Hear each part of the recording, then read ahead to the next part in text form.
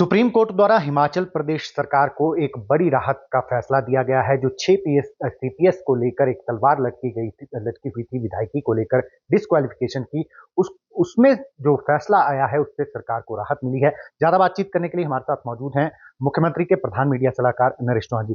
चौहान जी, एक जिस तरीके से विपक्ष भी कह रहा था कि उपचुनाव की बारी आ गई है, फिर से उपचुनाव की तरफ हिमाचल प्रदेश जा रहा है, सुप्रीम कोर्ट में आज जो राहत मिली है उसको लेकर क्या कहना चाहेंगे सीपीएस आज मामले में? के फैसले को लेके जो माननीय सुप्रीम कोर्ट का आया है, आप समझिए कि जो सीपीएस को लेके माननीय हाई कोर्ट ने जो फैसला किया था उसको हमने सुप्रीम कोर्ट में चैलेंज किया था।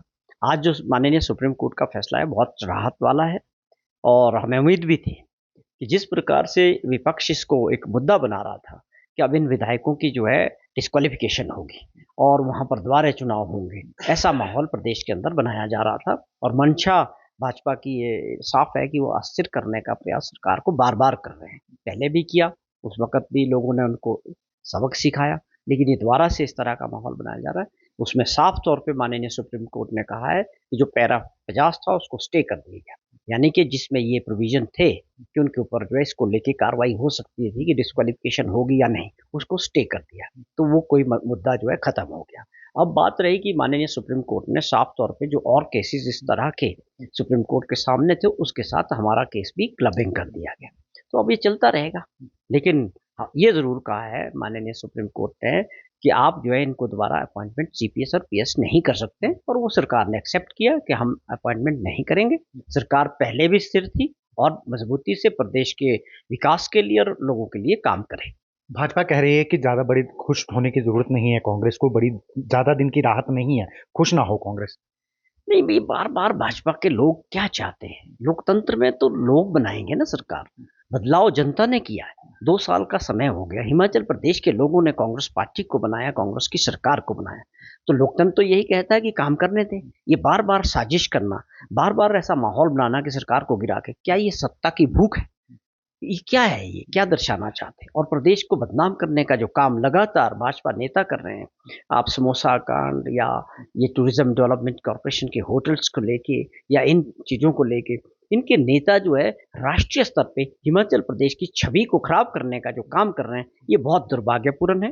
मैं फिर से एक बार अपील करूंगा कि आप एक विपक्ष की सकारात्मक भूमिका निभाएं, लोगों के मुद्दे उठाएं, प्रदेश के हित के मुद्दे उठाएं, सरकार को लिखें। जहां पर भी है, आप भी चुने हुए नुमाइंदे हैं।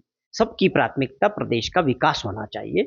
आपको ये काम सरकार गिराना, सरकार को कमजोर करना, साजिश करना, ये बहुत दुर्भाग्यपूर्ण। होटल्स को लेकर जो फैसला आया था हाई कोर्ट का बंद करने को लेकर, उसमें भी आप दोबारा कोर्ट में गए थे, उसमें भी एक बड़ी राहत मिली है। क्या वो राहत है, उसके बारे में बताइए। देखिए, वो ये था मामला कि कुछ यूनिट्स जो है हिमाचल टूरिज्म डेवलपमेंट कॉर्पोरेशन के लगातार कई वर्षों से नुकसान में चल रहे हैं। उसको लेके गंभीरता से एक बात चल रही कि, और माननीय हाईकोर्ट का भी आदेश था कि इनको बंद किया जाए ऐसे यूनिट्स को। उसको लेके आज हमने रिव्यू पिटीशन डाला था, उसमें माननीय हाईकोर्ट ने इस बात को एक्सेप्ट किया कि 9 यूनिट्स को चलाने की अनुमति दे दी। बाकी में भी काम करेंगे और हमने एक आईएएस ऑफिसर रिटायर्ड है, उनकी कमेटी बनाई है कि वो बताएं क्या सुझाव होने चाहिए, इन इन पे हमको क्या काम करना चाहिए। वहाँ पर सरकारी कर्मचारी भी हैं और हम क्या चाहते हैं कि ये काम बिजनेस बढ़े, प्रॉफिट मेकिंग हो, या और क्या सुझाव आते हैं। सरकार हर तरह से हर सुझाव के लिए, हर उस पे काम करने के लिए तैयार। कुल मिलाकर अब सरकार बिल्कुल स्थिर है। जिस तरीके की भाजपा कह रही थी कि उपचुनाव में जा रहे हैं, अब उनको जवाब मिल गया है। ये तो वो भ्रम फैलाने का, लोगों को गुमराह करने का मीडिया के जरिए प्रयास करते हैं लगातार। जब भी दूसरे राज्यों के चुनाव आते हैं तो भाजपा हिमाचल प्रदेश की एक्टिव हो जाती है और अपने प्रदेश की गलत पब्लिसिटी वहां करती है। ये दुर्भाग्यपूर्ण। सरकार पहले से मजबूत है। उसके बाद आपने देखा किस प्रकार दोबारा चुनाव हुए, उसमें लोगों ने किस तरह कांग्रेस पार्टी का नंबर दोबारा 40 किया। तो सरकार तो जनता बनाती है लोकतंत्र में। सरकार गिराने का और बनाने का जो अधिकार है लोकतंत्र में, वो जनता के पास है। ये और एम्बिशियस लोग हैं, दोबारा सत्ता में आना चाहते हैं बैकडोर से, धन बल के जरिए, एजेंसीज के जरिए। हिमाचल प्रदेश में वो सपने कभी पूरे नहीं होंगे, क्योंकि यहाँ की जनता इस बात को सपोर्ट नहीं करती। बहुत बहुत शुक्रिया। तो ये थे हमारे साथ मुख्यमंत्री के प्रधान मीडिया सलाहकार नरेश चौहान जी, जिन्होंने साफ तौर पर कहा कि भाजपा का जो प्रयास था, भाजपा जिस तरीके से बैकडोर एंट्री करके या किसी भी तरीके से सत्ता को हथियाना चाहती है, वो सपने उनके पूरे होने वाले नहीं है। सरकार बिल्कुल स्थिर है और जो राहत सर्वोच्च न्यायालय से मिली है वो एक स्वागत भरा कदम है। दैनिक सवेरा टीवी के लिए शिमला से कैमरामैन डीसी भारद्वाज के साथ गजेंद्र शर्मा।